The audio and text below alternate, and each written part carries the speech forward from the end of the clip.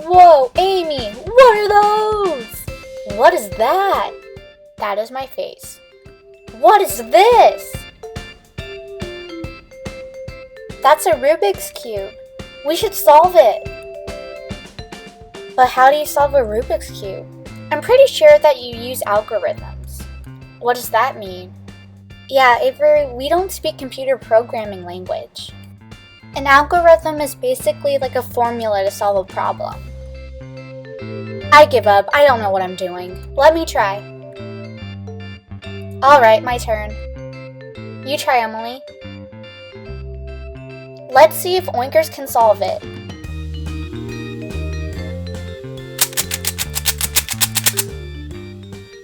What? How? I'm so confused. What is this witchcraft? Hello everyone, it's Anna or WackyWafflez, and if you're wondering, yes, I can solve a Rubik's Cube.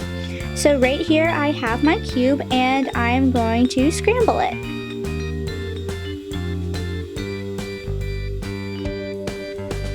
Okay, so I have my cube scrambled and now I'm going to solve it.